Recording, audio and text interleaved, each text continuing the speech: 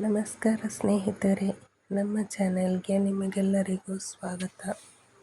ಇವತ್ತು ನಾವು ಮಾವಿನಕಾಯಿಯನ್ನು ಉಪಯೋಗಿಸಿಕೊಂಡು ಒಂದು ಚಂಡ್ರು ಪುಳಿಯನ್ನು ಹೇಗೆ ಮಾಡುವುದು ಎಂದು ತಿಳಿದುಕೊಳ್ಳೋಣ. ಇದು ತುಂಬ ರುಚಿಯಾಗಿರುತ್ತದೆ. ಈಗ ಮಾವಿನಕಾಯಿ ಸೀಸನ್ ಆಗಿರುವುದರಿಂದ ಎಲ್ಲೆಡೆ ಮಾವಿನ ಹಣ್ಣಿನದೇ ಸದ್ದು ಜೋರಾಗಿರುತ್ತದೆ. ನಿಮಗೆ ಬೇಕಾದಷ್ಟು ಮಾವಿನ ಹಣ್ಣನ್ನು, ತುಂಬ ಹಣ್ಣಾಗಿರುವ ಮಾವಿನ ಹಣ್ಣುಗಳನ್ನು ತೆಗೆದುಕೊಂಡು ಸಿಪ್ಪೆಯನ್ನು ಈ ರೀತಿ ಬಿಡಿಸಿ ಇಟ್ಟುಕೊಳ್ಳಿ. ನಂತರ ಸಿಪ್ಪೆಯಿಂದ ಸಪ್ರೇಟ್ ಮಾಡಿದ ಮಾವಿನ ಹಣ್ಣುಗಳನ್ನು ಬೇಕಾದಷ್ಟು ಉಪ್ಪು ಹಾಕಿಕೊಂಡು ಸಪ್ರೇಟ್ ಪಾತ್ರೆಯಲ್ಲಿ ಇಟ್ಟಿಡಿ.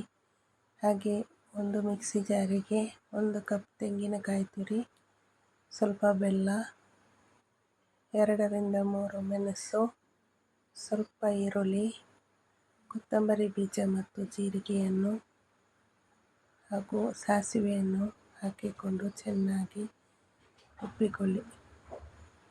ನಂತರ ಈ ಮಾವಿನಕಾಯಿಯನ್ನು ಈ ರೀತಿಯಾಗಿ ಚೆನ್ನಾಗಿ ಮಿಕ್ಸ್ ಮಾಡಬೇಕು ಉಪ್ಪಿನ ಜೊತೆ.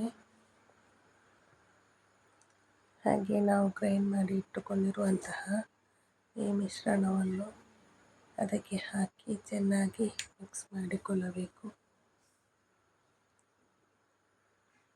ಈಗ ನಿಮಗೆ ಇಷ್ಟವಾದ ಮತ್ತು ಸ್ವಾದಿಷ್ಟವಾದ ಮಾವಿನ ಹಣ್ಣಿನ ಸೀಸನ್ನಲ್ಲಿ ತಪ್ಪದೆ ಮಾಡುವಂತಹ ಚಂಡ್ರು ಪುಳಿ ರೆಡಿಯಾಗಿರುತ್ತದೆ.